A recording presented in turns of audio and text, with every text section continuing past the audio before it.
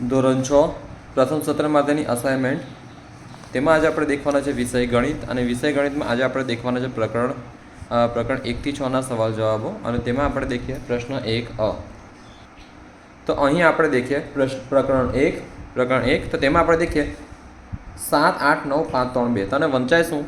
7,89,532માં સંખ્યા 7 અને 9ની સ્થાન કિંમતનો તફાવત. તો આમાં આપણે કરવાનું શું છે બકા? સાદી ભાષામાં ધ્યાન આપ. પહેલાં સંખ્યા 7ની સ્થાન કિંમત શોધવી પડશે અને સંખ્યા 9ની સ્થાન કિંમત શોધવી પડશે. હવે સ્થાન કિંમત શોધીને તમે શું કરી શકો? તો ધ્યાન અહીં તો કે અહીં કરવાનું છે તમારે. જો તો કે 7ની સ્થાન કિંમત, 7ની સ્થાન કિંમત 7. તો 7ની સ્થાન કિંમત શોધવા તમે શું કરશો? તો દેખો તો કે 7ની સ્થાન કિંમત કોની? 7ની સ્થાન કિંમત કોની? 7ની સ્થાન કિંમત. તો 7ની સ્થાન કિંમત શોધવા માટે તમે દેખો અહીં આગળ એ સાદી રીતે 7 ક્યાં છે? ક્યાં છે 7? ઓકે, કેમેરો 1 મિનિટ. હા, ઓકે, તો ધ્યાન આપો. 7 અહીં છે. તો અહીંથી 7 પછી 1, 2, 3, 4, 5. 5 સંખ્યા તો કેટલા મીંડા લખવાના? 7, 1, 2, 3, 4, 5. આવડું 5 મીંડા લખવાના. આટલું ચોખ્ખું. હવે ધ્યાન આગળ જો 7ની સ્થાન કિંમત પછી કોને કીધી? 9ની સ્થાન કિંમત. હે ને? જો અહીં છે 7ની સ્થાન કિંમત અને 9ની સ્થાન કિંમતનો તફાવત. તો ધ્યાન આપો. હવે 9ની સ્થાન કિંમત આપણે શોધીશું. તો કે 9ની સ્થાન કિંમત કેટલી છે? તો 9 પછી કેટલી સંખ્યા છે? 9 પછી 1, 2, 3. તો 9 એટલે કેટલા લખ્યા? 1, 2, 3. હવે તેનો તફાવત એટલે શું બકા? બોલો. તો કે આની નાની શું કરવાની? બાદબાકી. એટલે 7 પછી 3 ને 2 5 મીંડા અને 9,000. 1, 2, 3. ઓકે, છેદમાં 0 થી 0 તો 0, 0 થી 0 તો 0, 0 થી 0 તો 0. અને ચેકીને કેટલા લખું? 10. અને ચેકીને 9 અને ચેકીને 6. 10માંથી 9 જાય તો 1, 9માંથી 0 જાય તો 9, 6માંથી 0 જાય તો 6. તો કેટલો આવ્યો? આટલો તફાવત આવ્યો. આટલો બરાબર. હા, 6,91,000. કેટલો આવ્યો? 6,91,000. પછી હવે આપણને આ કહે છે બીજો દાખલો કે આજે આપણને આ સંખ્યા આપી છે, તેને ભારતીય પદ્ધતિમાં અલ્પવિરામનો ઉપયોગ કરીને ખાલી જગ્યા લખાય. તો શું લખાય બકા? સાદી ભાષા સમજો. આ તમને દરેક ના આવડે. પહેલાં આપણા આંકડા અહીં લખી લઈએ. કયા કયા છે? 8, 0, 9, 3, 4, 5, 7, 6. 8, 0, 9, 3, 4, 5, 7, 6. હવે ભારતીય પદ્ધતિમાં લખવા માટે શું કરવાનું? તમારે પહેલાં 3થી લખવાનું. 3 ત્યાં 3થી 1, 2, 3થી અહીંથી અલ્પવિરામ આપવાનું. બરાબર. પછી 1, 2 અહીંથી અલ્પવિરામ આપવાનું. પછી 1, 2 અહીંથી અલ્પવિરામ આપવાનું. બરાબર. એમ જ આ ભારતીય પદ્ધતિમાં થાય. આવડશે કમ્પ્લીટ તમને? ઓકે, હવે ધ્યાન આપો. ત્રીજો દાખલો જો. ખાલી જગ્યા સંખ્યાના અંકોને ઉલટા ક્રમમાં લખવા જતાં સંખ્યા તેની તે જ રહે છે. કોને ઉલટા ક્રમમાં લખો? તો આપણે દેખતા જ ખબર પડે છે 101. હે ને? 101 તમે આગળ લખો, આગળ લખો, પાછળ લખો તો તેની તે જ રહે છે. પછી આ સંખ્યાથી લગતી મોટી સંખ્યા, આ અંકોથી બનતી મોટી સંખ્યા 5 અંકોની સંખ્યા ખાલી જગ્યા છે. 5 અંકોની મોટામાં મોટી. એટલે આપણે જે આંકડા આપ્યા ને તે આંકડા લખી નાખવાના. કયા આપ્યા છે? 3, 9, 8, 0, 6. તો પહેલાં તો જો મોટી કીધી તો સૌથી પહેલાં કઈ આવે છે? મોટી સંખ્યા. તો મોટી કઈ છે? 9, પછી 8, પછી 6, પછી 3, પછી 0. તો આ થઈ ગઈ મોટી સંખ્યા. એટલે 98,630 તમારે ફરવાના. તો કે આ રહ્યા 98,630. હવે પાછળ હવે આપણો આગળનો દાખલો છે કે 1 અબજ બરાબર ખાલી જગ્યા મિલિયન. 1 અબજ બરાબર કેટલા મિલિયન આપણને કીધું. પહેલાં તો આપણને ખબર હોય છે કે 1 અબજ બરાબર, પહેલાં તો 1 મિલિયન એટલે શું? તો કે 1 મિલિયન બરાબર, તો અહીં આપણે દેખવાનું છે બકા કે 1 મિલિયન બરાબર કેટલા. તો કે 1 મિલિયન બરાબર કેટલા? 10 લાખ. કેટલા? 10 લાખ. હવે અહીં ધ્યાન આપો. 1 મિલિયન બરાબર 10 લાખ છે. ઓકે, હવે આપણે વાત કરીએ 1 અબજ બરાબર કેટલા? 100 કરોડ. કેટલા? 100 કરોડ. ઓકે, 100 કરોડ થયા. ઓકે, 1 કરોડ બરાબર કેટલા? 100 લાખ. કેટલા લાખ? 100 લાખ. આટલું મત પેડી.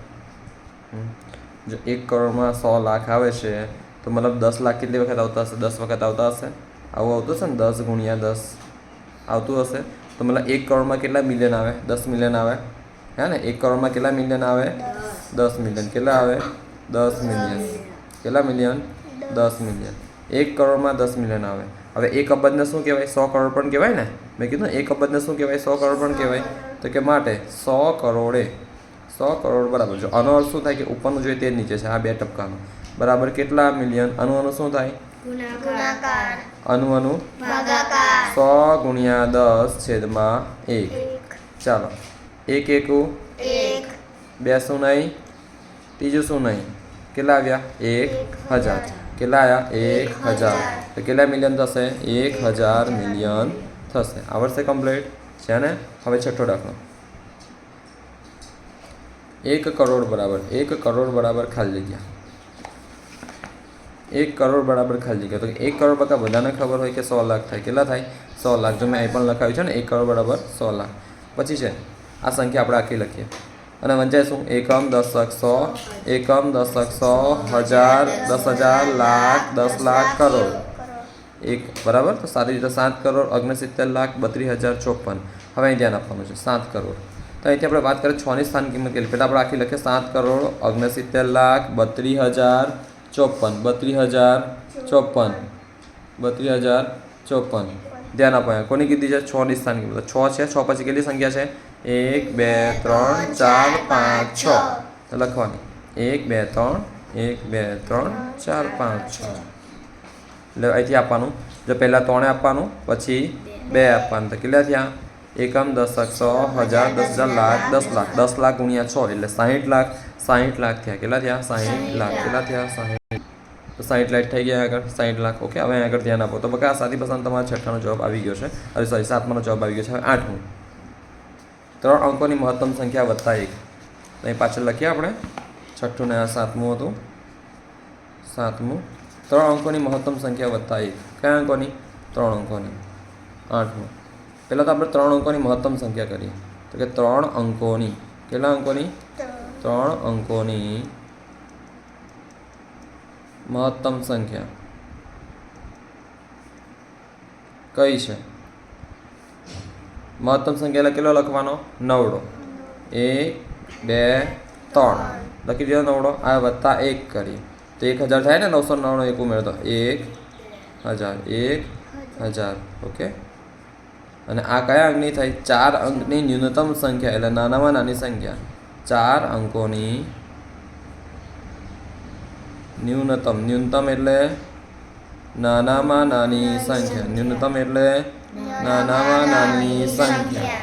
4 અંકની નાનામાં નાની સંખ્યા હશે. ચાલો મને કોઈ કહેશે 4 અંકોની મહત્તમ સંખ્યા કઈ હશે? જવાબ આપશો.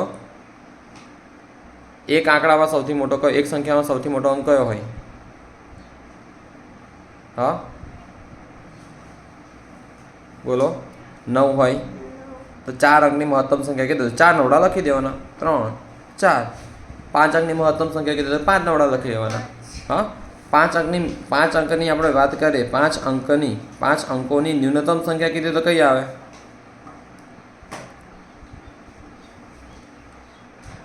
જો પહેલાં લખો 5 શૂન્ય. 1 2 3 4 5. 5 લખી દીધા. હવે ક્યારે આને સંખ્યા આ 0 જ કહેવાય ને. ગમે તેટલા 0 લખો તો એટલે આગળ શું મૂકવાનું? 1 કરો. શું મૂકવાનો? 1 કરો. આ 5 અંકની ન્યૂનતમ સંખ્યા. તમને 5 અંકની મહત્તમ કહો તો શું કરશો? 5 અંકની મહત્તમ સંખ્યા કહી તો શું કરશો? મહત્તમ એટલે શું? મોટામાં મોટી. મહત્તમ એટલે મોટામાં મોટી. મહત્તમ એટલે મોટામાં મોટી. ન્યૂનતમ એટલે શું? નાનામાં નાની. ચાલો આટલું તમને ક્લિયર કરી આપું. બરાબર. ન્યૂનતમ એટલે નાનામાં નાની. મહત્તમ એટલે મોટામાં મોટી. તો મેં તમને ફરીથી કેવું છું બકા કે મોટા મોટી કહી તો 5 નવડા મૂકી દેવાના. 5 અંકી થાય એટલે કેટલા નવડા મૂકવા? 5 નવડા. 3 4 5. તો એને 6 અંકની નાનામાં નાની કીધી હોય તો 6 અંકની ન્યૂનતમ કીધી હોય તો 6 નવડા નહીં. ન્યૂનતમ બકા નાનામાં નાની તો 6 મૂકી દેવાના. આગળ એકલો લગાવી દેવાનો. જો 6 અંકની મહત્તમ સંખ્યા કઈ છે? તો 1 2 3 4 5 6. 6 શૂન્ય મૂક્યા. હવે આ તો શૂન્ય કહેવાય એટલે આગળ શું મૂકવાનો? 1 તો આ 6 અંકની ન્યૂનતમ થઈ. કઈ થઈ? ન્યૂનતમ એટલે નાનામાં નાની થઈ. ન્યૂનતમ એટલે નાનામાં નાની થઈ. જ્યારે 6 અંકની મહત્તમ સંખ્યા તો કેટલા નવડા મૂકવાના? 3. હે ને. મહત્તમ કહે તો યાદ રાખજો. ઓકે. 6 નવડા થઈ ગયા.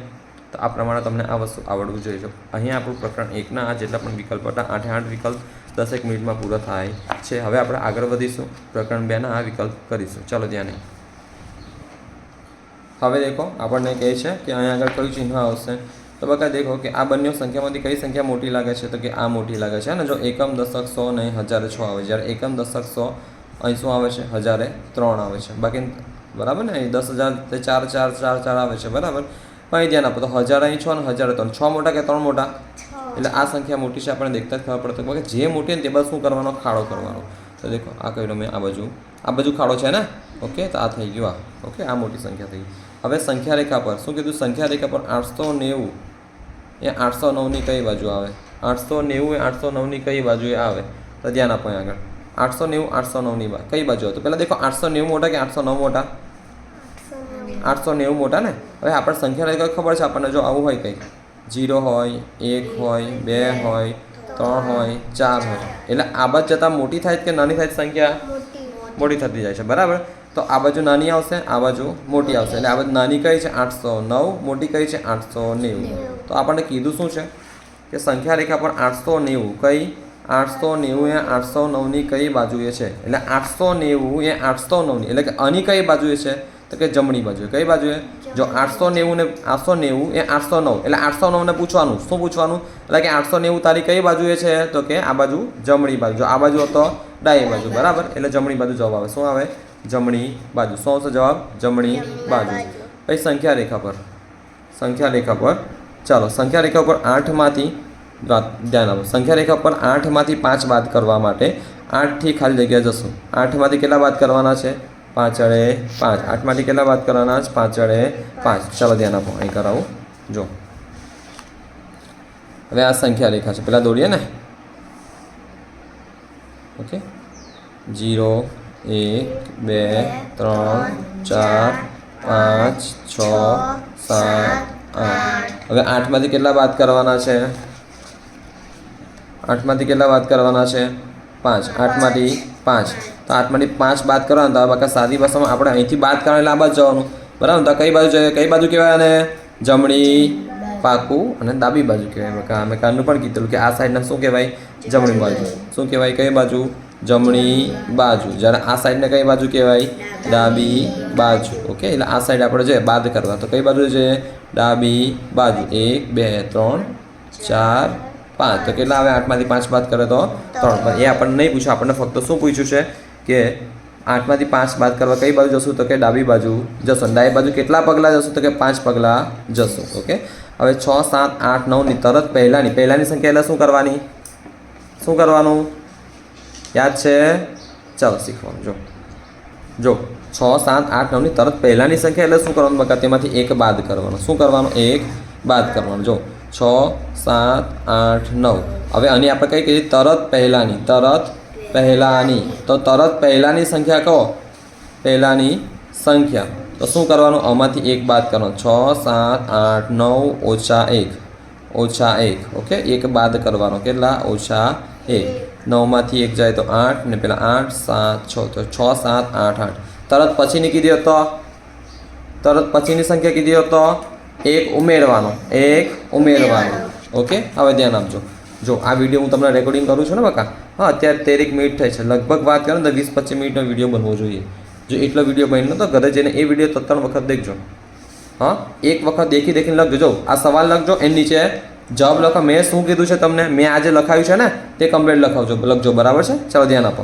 હવે આપણને કહે છે આની તરત પછીની સંખ્યા કોની, 5 4 9 9ની તરત પછીની સંખ્યા. તરત પછીની કહે તો શું કરવાનું, તરત પછીની સંખ્યા કહે તો શું કરવાનું, 1 ઉમેરવાનો. 5 4 9 9ની તરત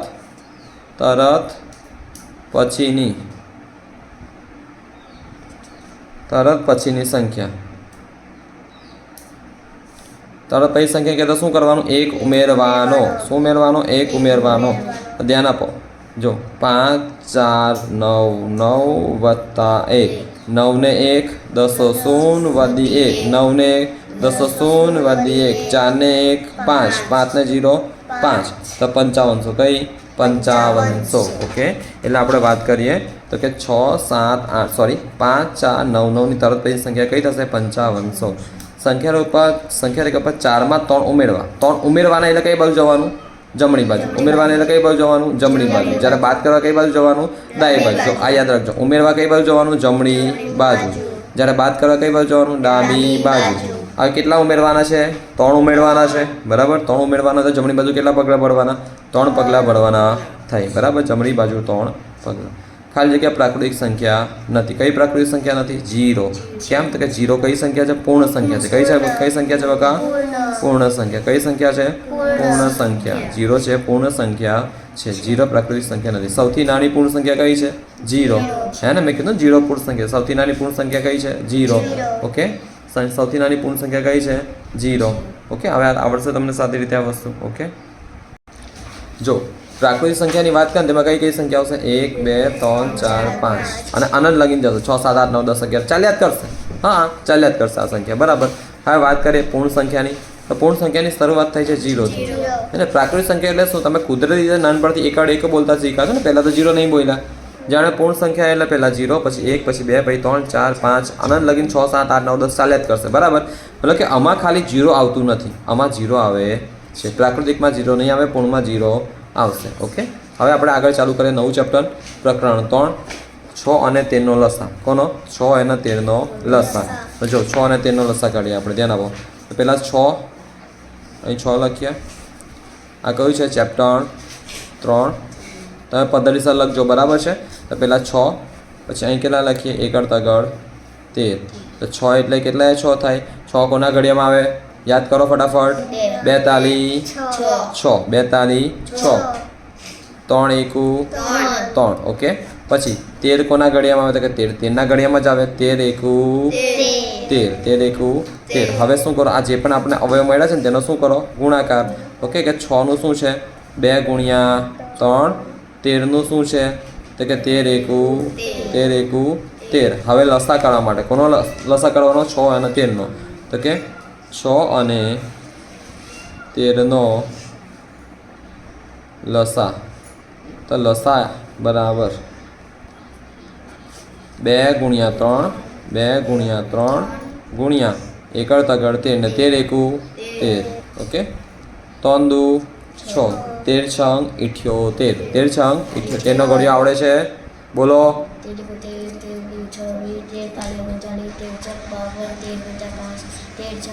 13 6 78. બસ 13 6 78. બગા ઘડિયા પાકા કરો, જેના કાચા છે ને તે પાકા જોવે મને. ઓકે, ચાલો 13 6 કેટલા આવ્યા? 78. ત્રીજો એકલો જ બોલો. હા, ચાલો. તો 13 6 78 લસા કિલો નીકળો? 6 અને 13નો. 6 અને 13નો લસા કિલો નીકળો? 78. હવે ધ્યાન આપો, આગળ વધીએ. ખાલી જગ્યાને 4 વડે નિશેષ ભાગી શકાય. જો મેં તમને એક ચાવી શીખવાડી હતી. ચાવીમાં શું હતી? કે જે સંખ્યાને 2 અને 4 બે વડે આરામથી ભાગી શકાય, બરાબર, સાદી રીતે. તે સંખ્યાને 4 વડે ભાગી શકાય છે. જો હવે અહીં પાછળ એકડો આવે, શું અને 2 વડે ભગાય? ના. 2 વડે ભાગવા માટે કઈ સંખ્યા જોવે?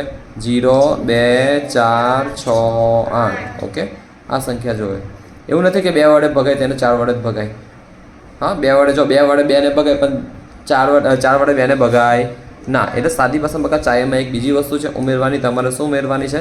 કે પાછળની 2 સંખ્યા દેખવાની. પાછલી કઈ દેખવાની? 2. તો આ પાછલી 2 સંખ્યાને જો 4 વડે ભગાય તો આખી સંખ્યાને પણ 4 વડે ભગાઈ શકાય છે. શું અહીં એકડો આવે એટલે 4 વડે ભગાય? ના. હા, 2 0 2 4 6 8 આવવા જોઈએ. 2માં કેવું છે? 0 2 4 6 8 છે ને 2ની ચાવીમાં. તો એને 4ની ચાવીમાં પણ આ જ વસ્તુ અવેલેબલ, મતલબ આ જ વસ્તુ લાગુ પડે છે. 6 આવે તો ભાગી શકાય. 7 આવે તો ના ભગાય. 3 આવે તો ના ભગાય. હવે જો 28 56 છે, કોના ઘડિયામાં 56 આવે? કોના ઘડિયામાં 56 આવે? 13 પછી કયો ઘડિયો આવે?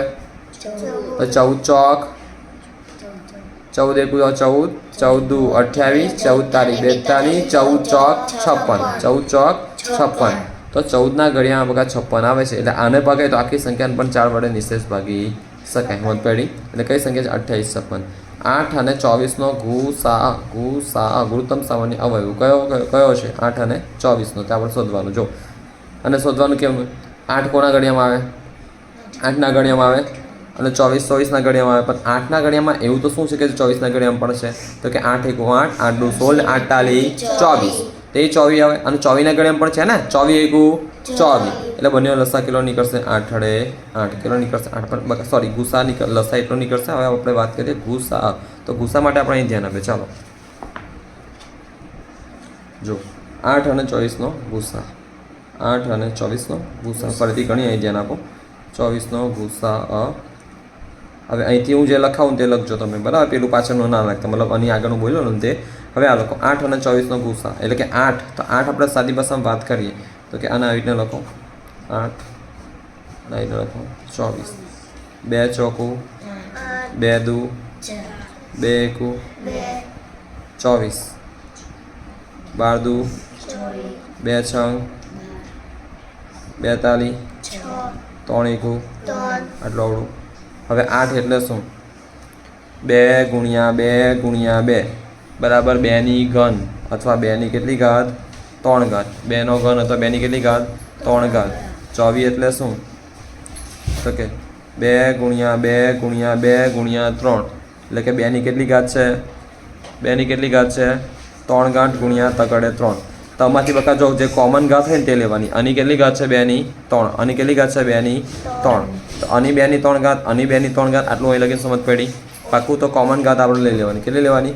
કોમન ઘાત લઈ લેવાની. તો અહીં આગળ બકા દેખો સાદી ભાષામાં કોમન ઘાત લેવાની. ખાલી કઈ લેવાની? કોમન ઘાત કઈ છે? 2ની 3 ઘાત. 2ની 3 ઘાત એટલે કેટલા થાય? 8 વડે 8. 2 દુ 4, 4 દુ 8, 2 દુ 4, 4 દુ 8. તો કેટલા આવ્યા? 8 વડે 8. તો 8 અને 8 જવાબ અહીં આગળ આવી ગયો છે. ઓકે. ખાલી જે અવિભાજ્ય સંખ્યા, એટલે કઈ સંખ્યાને ભાગી ના શકાય? તો કે 97ને ના ભાગી શકાય. જો 63ને ભગાય, 9 સત્તા 63, 7 9 63, 77 ને 11 સત્તા 77. ઓકે. 57 કોના ઘડિયામાં આવે? 57 કોના ઘડિયામાં આવે? જો ના આવડે તો શું કરવાનું? આવું કરવાનું, અવયવ પાડવાના. ચલો પેલા 57ને 2 વડે ભગાય? નહીં ભગાય. જો હવે આપણે ચાલુ કરીએ છીએ ચોથો દાખલો. ખાલી જગ્યાએ અવિભાજ્ય સંખ્યા છે. તો અવિભાજ્ય સંખ્યા કઈ છે? 63, 77, 57 કે પછી 97. તો બघा 63 ઘડિયામાં આવે 7 નંબર 63, 77 ઘડિયામાં આવે આ થાય ને 7 નંબર 63 બોલો કે 9 સત્તા 63 બોલો, 11 સત્તા 77. પછી 57 કોના ઘડિયામાં આવે? જો 57 ની બघा ચાવી, પહેલાં ચાવી દેખો તમે. 57 માં આપણે વાત કરીએ તો પાછળ જો 2 ની ચાવી લગાવવા માટે એકમનો અંક કયો જોઈએ? 2 ની ચાવી માટે 0, 2, 4, 6, 8 જોઈએ, પણ એ અહીં આગળ છે નથી. તો હવે 3 ની ચાવી લગાડ. 3 ની ચાવી કેવી છે બકા? તો કે જે સંખ્યાના અંકોનો સરવાળો 3 ના ઘડિયામાં આવતો હોય તો તે સંખ્યાને 3 વડે નિશેષ ભાગી શકાય છે. તો કે 5 + 7, 5 + 7 12 થાય. એકડ બગડ 12. શું 12 3 ના ઘડિયામાં આવે છે? 12 3 ના ઘડિયામાં આવે છે. ક્યારે આવે છે? ક્યારે આવે છે 3 ના ઘડિયામાં? 3 નો ઘડિયો બોલો ફટાફટ. 3 ચોકું 12. જો બકા એક સાદી વસમ ફરીથી વાત કરું છું, ઘડિયા તમારા બહુ ફટાફટ જવાબ બોલ દેવાનો. હા, આવડતો હોય તો ફટાફટ સાચો ખોટો બોલ લેજો, કોઈ વાંધો નહીં. પણ ઘડિયા બકા ફરીથી રોજ લખવાનું છે, મને કેવું નહીં પડે. 1 થી 20 ના ઘડિયા રોજ લખવાના, એટલે લખવાના જ છે. ક્યાં લગીને? જ્યાં લગીને કડકડાટ પાક્કા ના થાય ને, એ પાછા તમારા મહિનામાં પણ થાય, 2 મહિના પણ થાય, ત્યાં લગીને લખ્યા કરવાના છે. 1 મહિનામાં તમે લખશો તો ઓછામાં ઓછા 30 વખત, અને વધારે વધારે 30 31 વખત લખાઈ જશે. બરાબર? પછી 2 મહિનામાં 61 વખત થાય, 3 મહિનામાં 90 વખત થશે, 4 મહિનામાં 120 થઈ જશે. તેવીને વધ્યા કરશે. અને આટલી વખત જો તમે ઘડિયા લખશો ને 3-4 મહિના સતત, તો બકા મોડે થઈ જશે. પછી હું વધારે લખવાનું નહીં આપું. તમે બોલશો કે 12 કોના ઘડિયામાં? તો કે 3 ચોક 12 આવે, 6 દુ 12 આવે, 4 તાલી 12 આવે, 12 એકુ 12 આવે, હે ને 1 × 12 12 આવે. તો તેવું ફટાફટ બોલાવું તે બોલાવે કેમથી? તે બકા ઘડિયા કરશો ત્યારે. તો 5 + 7 12 થાય. તો 12 ને 3 વડે ભગાય, તો 57 ને પણ 3 વડે ભગાય. તો 57 / 3 કરીએ આપણે. જો 3 એકુ 5 માંથી 3 જાય તો 2, 7 7 ને ઉતાર્યા, 3 9 27, 27 માંથી 27 જાય તો 0 0, એટલે 39 કેટલા આવ્યા? 57. 39 57, 39 57. ઓકે, હે ને 19 1 19, 19 2 38, 39 57. ઓકે, 3 9 27 7 વધી 2, 3 1 3 2 5. ઓકે, એટલે 97 શું 3 ના ઘડિયામાં આવે? 97 2 ના ઘડિયામાં તો આવે જ ના. કેમ? પાછળ 0 2 4 6 8 હોવું જોઈએ, પણ તે છે નથી. તો તેટલા માટે આપણે કેટલા વડે ભાગીએ? 3 વડે ભાગીએ. શું 3 વડે ભગાય? એને પહેલાં ચેક કરીએ. 9 ને 7 કેટલા થાય? 16 થાય. 9 + 7 16. શું 16 3 ના ઘડિયામાં આવે? હા કે ના? 3 નો ઘડિયો બોલો. 3 ચોક 12, 3 × 5 = 15, 3 × 18. તો 3 પંજા 15 ને 3 છંગ 18 વચ્ચે 16 છે પણ 3ના ઘડિયામાં 16 નથી, એટલા માટે 57 ને 3 વડે તો ભગાય જ નહીં. તમે જો આ બધાને ભગાય તો છેલ્લી ભગાય આ સંખ્યા હશે ને, તમને ખબર કે આ 3 3 ને ભગાય તો આને ભગાય નહીં. ઓકે, તો તમારું અહીં પ્રકરણ 3 પણ આ પૂરું થાય છે. હવે આપણે આગળ કરીશું પ્રકરણ 4. જો હવે આપણે વાત કરીએ પ્રકરણ 4ની, તો પ્રકરણ 4માં શું છે કે પહેલાં તો આપણે દેખો બગા સાદી રીતે તમારું રિવિઝન કરાવું કે આને શું કહેવાય, અને યાદ છે શું કહેવાય, રેખા. રેખા કહેવાય. શું કહેવાય, રેખા. ઓકે, અને શું કહેવાય, ટપકાને બિંદુ. શું કહેવાય, બિંદુ. અને શું કહેવાય, કિરણ. શું કહેવાય, કિરણ. કિરણ આવું દોરો, પછી આવું દોરો, પછી આવું દોરો, પછી આવું દોરો. બરાબર. રેખા પણ આવી દોરો તોય ચાલે, આવી દોરો તોય ચાલે, પણ એક પ્રકારની રેખા બંને બાજુ એરો છે તો રેખા કહેવાશે. અને આ રેખા અનંત સુધી લંબાયેલી છે. બરાબર. આ બાજુ બી અનંત સુધી, ડાબી બાજુ પણ અનંત સુધી, અને જમણી બાજુ પણ અનંત સુધી. જ્યારે કિરણ ફક્ત એક જ છેડે અનંત સુધી લંબાયેલું છે, જ્યારે એક છેડે તેનું શું છે અહીંયા આગળ, બિંદુ છે. બરાબર. ઉદ્ભવ બિંદુ. કયું બિંદુ કહેવાય તેને, ઉદ્ભવ બિંદુ. અહીં પણ ઉદ્ભવ બિંદુ છે. જો ઉદ્ભવ બિંદુ.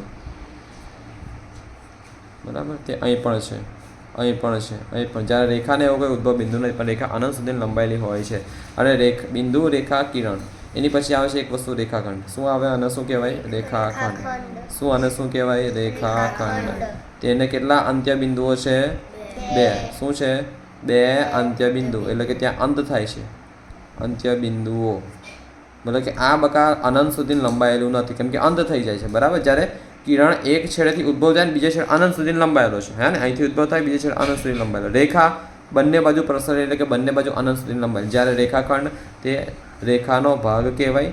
જો આ રહી રેખા, અને રેખાની વચ્ચે અહીંયા આગળ દોરું તો આટલો ભાગ શાનો છે, રેખાખંડનો. શાનો ભાગ છે, રેખાખંડનો. તો એ અનંત સુધી નહીં, પણ આટલો જ એનો ટુકડો છે. બરાબર.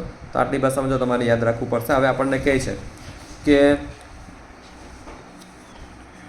ચાલો કિરણ બીસી, કિરણ બીસી અને કિરણ બીડી, કિરણ બીસી અને કિરણ બીડી. તો કિરણ બીસી અને કિરણ બીડીનું સામાન્ય બિંદુ ખાલી જગ્યા છે. જો આમાં પણ બી આવે છે, આમાં પણ બી આવે છે. જો આપણે અહીં પાડ્યું અત્યારે ધ્યાન આપો. જો આ શું છે, બીસી. શું છે, બીસી. તો બીસીમાં બી આવે છે, અહીં ટપકું પાડ્યું. અને બીડીમાં શું આવે છે, બી આવે, તો અહીં ટપકું પાડ્યું. બરાબર. હવે જો તો એક તો આ રીતે પણ દોરાય, છૂટા છૂટા પણ દોરાય. તેમાં આપણે વાત કરીએ તો સાદી ભાષામાં ઉદ્ભવ બિંદુ કયું છે, આમાં બી છે. આમાં પણ ઉદ્ભવ બિંદુ કયું છે, બી છે. બરાબર. સાદી રીતે. ઓકે, તો બંનેનું સામાન્ય ઉદ્ભવ બિંદુ કયું થશે, બી. કયું થશે, બી થશે. ઓકે. હવે આપણને શું કહે છે કે ખૂણા એબીસીના 3 બિંદુઓ એ, બી અને સી એ ખૂણાની ખાલી જગ્યાએ આવેલા છે. તો બકા સાદી ભાષામાં ક્યાં આપ્યું છે, ખૂણાની ઉપર આવેલા છે. ઓકે, ક્યાં આવેલા છે, ખૂણાની ઉપર આવેલા છે. ખૂણો એ બી સીના 3 બિંદુઓ એ, બી, સી એ ખૂણાની કઈ બાજુ આવેલા છે, ઉપરની બાજુએ આવેલા છે. ઓકે, આ થઈ ગયું. ઓકે, હવે આપણે વાત કરીએ અને શું કહેવાય, ઉપર દોર્યું તેને રેખા. રેખા XY ઉપર P અને Q બિંદુઓ છે, તો XY બરાબર ખાલી જગ્યા. આ બિલકુલ આની ઉપર જ છે. રેખા XY પર બિંદુઓ બિલકુલ આવેલા છે. બરાબર. તો રેખા XY બરાબર કેટલું થાય, રેખા PQ. જો આવું છે, રેખા XY, આ XY દોરી. હવે એની ઉપર કયા કયા બિંદુ છે, બિંદુ P અને બિંદુ Q. ઓકે, તો શું થશે, રેખા XY સમાન કઈ થશે, રેખા PQ. કિરણ PK ઉપર M બિંદુ આવેલો છે, તો PK બરાબર ખાલી જગ્યા થશે. હવે કિરણ PK ઉપર M બિંદુ આવે તો PK બરાબર કેટલા થશે, PM થશે. ઓકે, કેટલા થશે, PK બરાબર PM થશે. હવે ધ્યાન આપો અહીં આગળ. જો 5મું, જે ત્રિકોણમાં 3 બાજુનો માપ સરખા હોય તો તે ત્રિકોણનો કયો ત્રિકોણ કહેવાય, સમબાજુ. સમ એટલે શું, સમાન. સમ એટલે શું, સમાન. 3 બાજુ સમાન હોય. જેમ કે જો આ કોઈ આકૃતિ દોરું છું, ચેપ્ટર 5.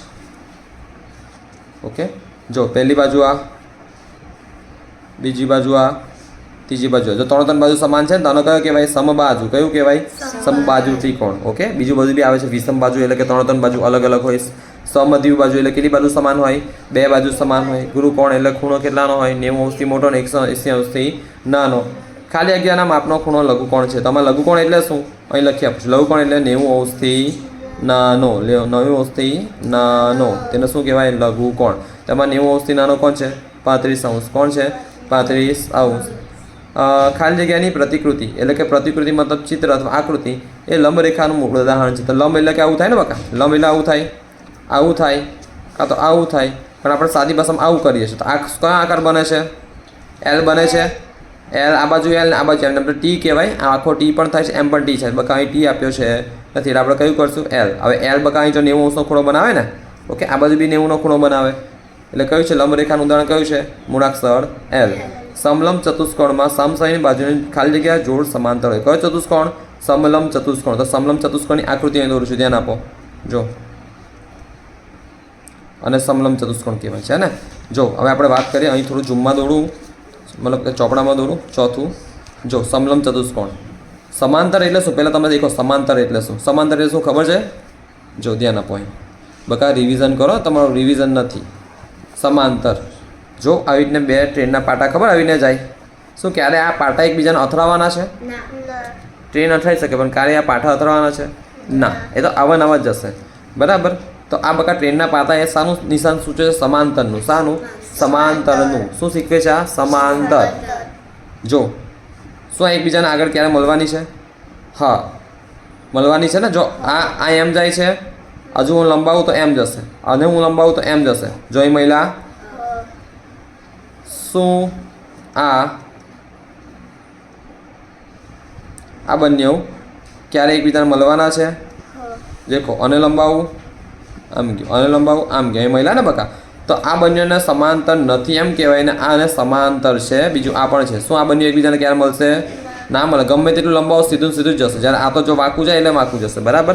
હવે આપણે વાત કરીએ અહીં આગળ સમલંબ ચતુષ્કોણમાં શું હોય છે. તો કે સમલંબ ચતુષ્કોણ પહેલાં તમને દોરીને આપું. જો એક જોડ સમાંતર હોય. કેટલી જોડ સમાંતર હોય? એક જોડ સમાંતર હોય, બીજી બે જોડ એટલે કે બીજી એક જોડ સમાંતર હોય નહીં. જો આ છે ને, આ બંને સામસામે કેવા? આ સમાંતર છે. આ કેવા છે? સમાંતર છે. જ્યારે આ જો આગળ અહીં જતાં મળશે એમ, આપણે આગળ અહીં જતાં અહીં મળશે આટલામાં, બરાબર. એટલે જો આને કહેવાય સમલંબ ચતુષ્કોણ. કયો કહેવાય? સમલંબ ચતુષ્કોણ. જેમાં કેટલી જોડ સમાંતર હોય? એક જોડ સમાંતર હોય. કેટલી જોડ સમાંતર હોય? એક જોડ સમાંતર હોય. કેટલી જોડ? એક જોડ સમાંતર હોય. યાદ રાખજો. અને આ સમલંબ ચતુષ્કોણની આકૃતિ પણ દોરીને તમને આપી છે, ઓકે. ચલો હવે આપણે દેખીએ બકા પ્રકરણ 6. તો પ્રકરણ 6માં અત્યારે શું છે આગળ કે -3 + 5. શું છે? -3 + 5. જો -3 + 5 છે, ધ્યાન આપો હવે આગળ. હવે બકા આ ચેપ્ટર તમારા માટે નવું છે, મેં તમને કરાયું નથી હજુ. 5મું ચેપ્ટર લગભગ મેં તમને અડધું કરાવ્યું છે, હે ને. હવે 6ઠું ચેપ્ટર આપણે ચાલુ કરીએ. તો ચેપ્ટર 6 જો આજથી ભણવાનું ચાલુ થઈ ગયું છે, તો કે -3 + 5. હવે જો શીખજો, -3 આ પહેલું છે, -3 + 5 બરાબર ખાલી જગ્યા. તો ધ્યાન આપો અહીં આગળ. જો આ -3 છે. કેટલા છે? -3. તો -3 ને બકા આ રીતે લખાય. સારી રીતે કૌંસની બહાર કરો. -3 + 5. હવે ધ્યાન આપો, અમુક નિયમો, તમારા નિયમ યાદ રાખવાના. ઓછા વત્તા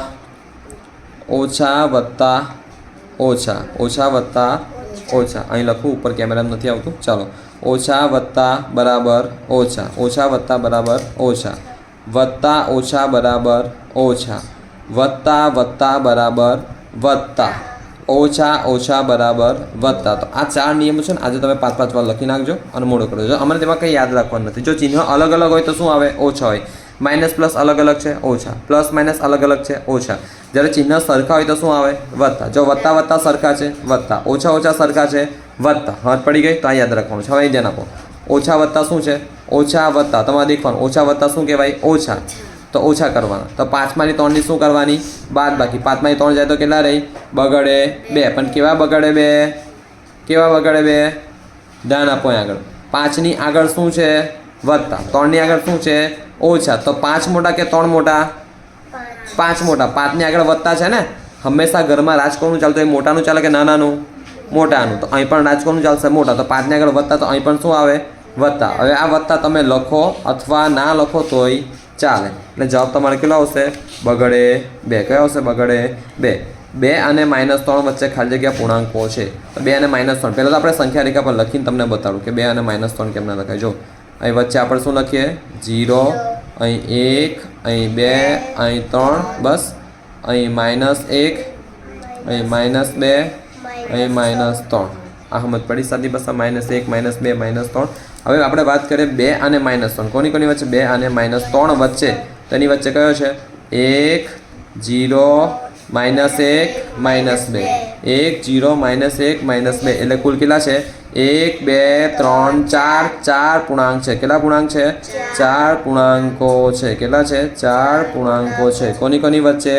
2 અને -3 વચ્ચે. 2 અને -3 વચ્ચે કુલ કેટલા પૂર્ણાંકો થશે? 4 પૂર્ણાંકો થશે. યાદ રહેશે આવી રીતને, ઓકે. હવે આપણે આગળ દેખીએ દાખલો. હા આપણે વાત કરવાની છે 400નો નફો. 400નો નફાનું વિરુદ્ધ શું છે? તો કે 400 નફાનું વિરુદ્ધ શું આવે? 400ની ખોટ. શું આવે? 400ની ખોટ. 400ની ખોટ. હવે -4 અને -2 વચ્ચેનો પૂર્ણાંક ખાલી જગ્યા છે તો -4. ચાલો આપણે -4 પર લખી દઈએ. ઓકે, તો -4 શું કહે છે આપણને? રકમ તમારી -4 અને -2 વચ્ચે. શું કહે છે? -4 અને -2 વચ્ચે. તો જો આ -4 છે, આ -2 છે. -2 વચ્ચે શું આવેલું છે? -3. શું આવેલું છે? -3. તો ચોથો દાખલો પણ એટલે ચોથો વિકલ્પ પણ તમારો સોલ્વ થઈ ગયો. એટલે શું આવશે જવાબ અહીં? -3. ઓકે, તો આ તમારો પ્રશ્ન 1A આજે પૂરો થાય છે. લગભગ 35 મિનિટ થયું છે ભણાવતા, પણ પ્રશ્ન 1A આખો પૂરો થઈ ગયો છે. તો હવે તમારે કરવાનું શું? ફરીથી કહું છું, આ જ વિડીયોને 2 થી 3 વાર દેખવાનો સરસ રીતે. એકવાર દેખીને કમ્પ્લીટ લખી લેવાનું કે તમને કેટલું આવડે છે, કેટલું નહીં આવડતું. જે ના આવડતું તો લખી લો, આવડતું હોય તે લખો, જેથી કંઈક નવું જાણવા મળશે. બરાબર. અને એક બીજી વાત કહું, જો એક બે વખત લખાઈ ગયું પછી શું કરજો? હવે અહીંયા આગળ છે ને મેં MCQ ભૂલથી ટીક કરી દીધા છે કેમ તમને સમજાવવા માટે. પણ તમે શું કરજો? એક છે ને તમે પેપર, ચાલો એક મેં ટીક કર્યા છે, તમારે જો કદાચ MCQ ટીક ના કર્યું હોય આવી રીતના તો શું કરજો? અથવા સાદી પાસે જવાબ આવીને હંતાડજો અથવા જાતે ટ્રાય કરજો. બરાબર છે. અથવા એક કામ કરજો, સવાલ લખજો. શું લખજો? સવાલ લખજો અને વિકલ્પ ના લખતા, જવાબ જાતે લખજો. અહીંયા આવીને ટેસ્ટ આપી દેજો. પડી સમજ? સવાલ વિકલ્પ લખતા ના. અમુકમાં વિકલ્પની જરૂરી છે, જેમ કે અહીં ખાલી જગ્યામાં આપણો લઘુ કોણ છે બકા, તો અહીં જરૂર પડશે વિકલ્પ. જ્યાં વિકલ્પ જરૂરી છે ને ત્યાં લખજો. બાકી તોય તમારે એવું થતું હોય કે ચાલ બધા વિકલ્પ લખો, પણ થોડો ટાઈમ લાગશે લખવું હોય તો તે પણ લખી શકો, પણ જવાબ તમારે જાતે લખવાનો છે. એવું નહીં કે વિકલ્પમાં જરી એમ ટેપકું કર્યું તો કે આ જવાબ, એવું નહીં. જવાબ કેમનો આવે તે તમને આવડવું જોઈએ. બરાબર. અને તે મેં તમને આ વિડીયોમાં શીખવાડ્યું છે. આ પ્રશ્ન 1A આખો પૂરો થયો છે. હવે આપણે આગળ હજુ લેક્ચર લઈશું તો પ્રશ્ન 1, 2 તમને ચલાવવામાં આવશે. આ પણ પહેલાં જેવું જ છે. બરાબર. આ પણ આ કંઈ અઘરું છે નહીં. તમારો ક્લાસ અહીં 6ઠા ધોરણનો પૂરો થાય છે. All the best.